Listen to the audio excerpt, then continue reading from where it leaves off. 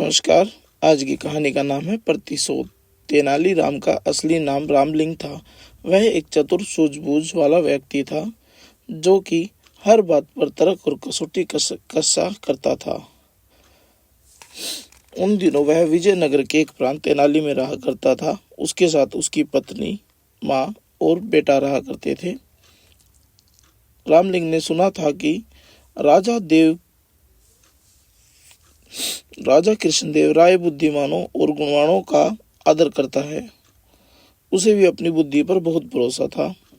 अतः वह अक्सर सोचता था कि दरबार में जाकर वह भी अपना भाग्य आजमाएगा, लेकिन सीधे सीधे राजा के पास पहुंचा नहीं जा सकता था। अतः वह किसी महत्वपूर्ण व्यक्ति की भेंट की अक्सर में ताक में रहा करता था कि किसी महत्वपूर्ण व्यक्ति से उसकी भेंट हो जो उसे राजा तक पहुंचा दे।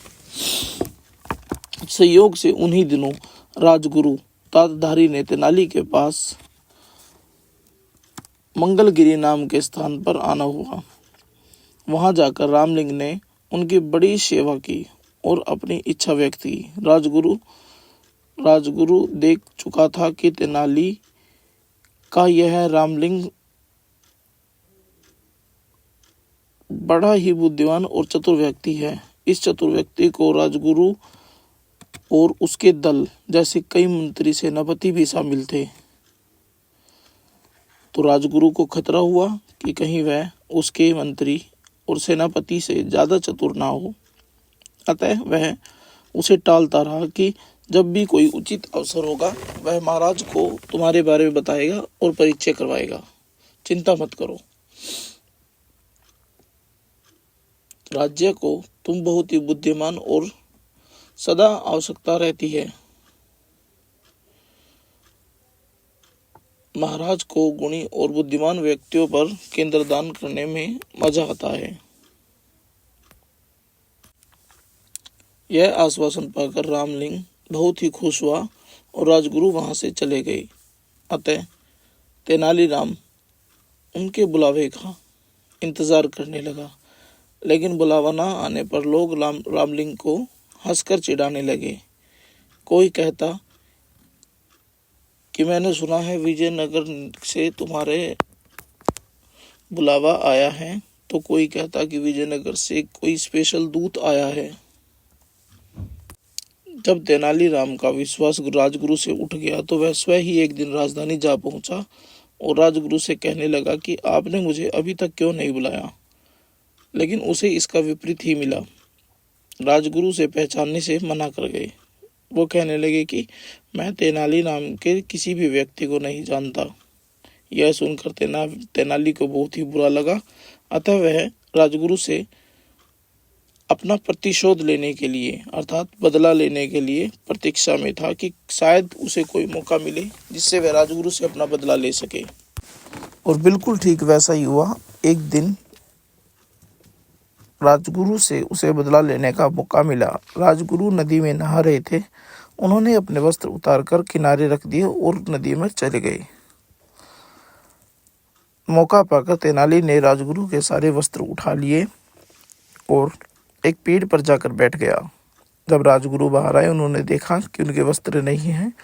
वो चिल्लाने लगे कि ये अभद्र मजाक कौन कर रहा है, उनके वस्त्र किसने चुराए।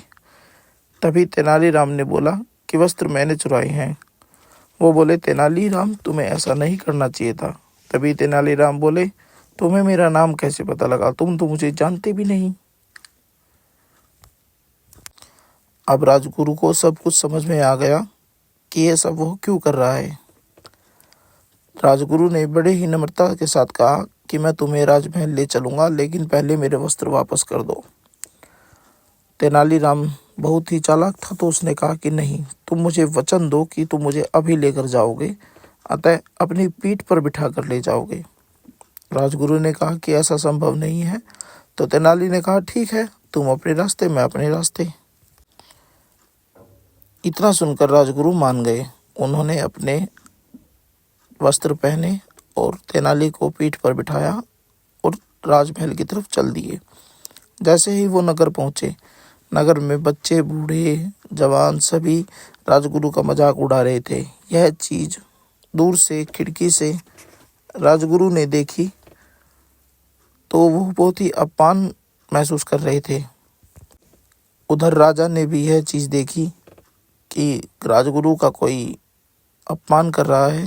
उन्होंने तुरंत अपने सिपाहियों को बुलाया और कहा कि राजनगर जाओ और जो व्यक्ति पीठ पर बैठा है उसको लात मुक्के मारकर भगाओ और जो बिठा रहा है उसको राजमहल लेकर आओ। तेनालीराम बहुत ही चालाक था। तेनालीराम को इस बात का पता चल गया कि ऐसा कुछ होने वाला है, इसलिए उसने कहा कि हे राजगुरु, मैं अपनी बात पर बहुत ही ज़्यादा शर्मिंदा हूँ। तो तेनालीराम ने राजगुरु को अपनी पीठ पर बिठाया और चल दिया।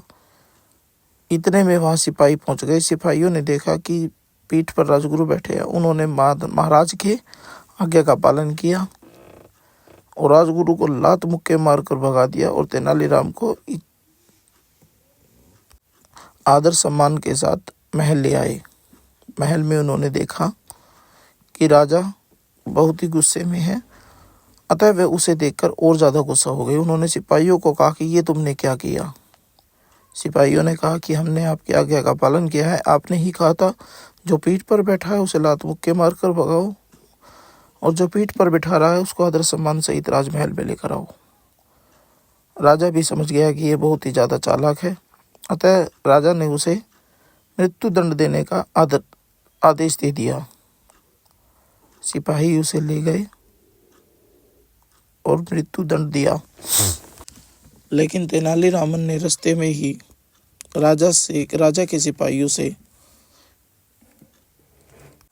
एक सौदा किया कि तुम मुझे छोड़ दो, मैं बदले में तुम्हें 20 सोने की मुद्राएं दूंगा। सिपाही लालच में आ गए और उन्होंने ऐसा ही किया। 20 मुद्राएं लेकर उन्होंने उसे छोड़ दिया। तेनालीरामन घर पहुंचकर अपनी बीवी और अपनी माँ को सिखाया कि राजमहल जाओ और ये सब कहो। वो राजमहल पहुंची।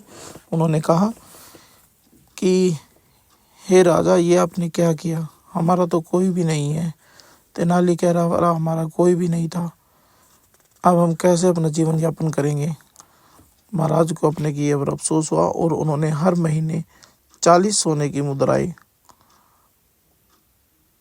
तेनाली की बीवी और माँ को देने की कही। इस तरह तेनालीरामन ने अपनी बुद्धि का प्रयोग करके जीवन भर का धन कमा लिया।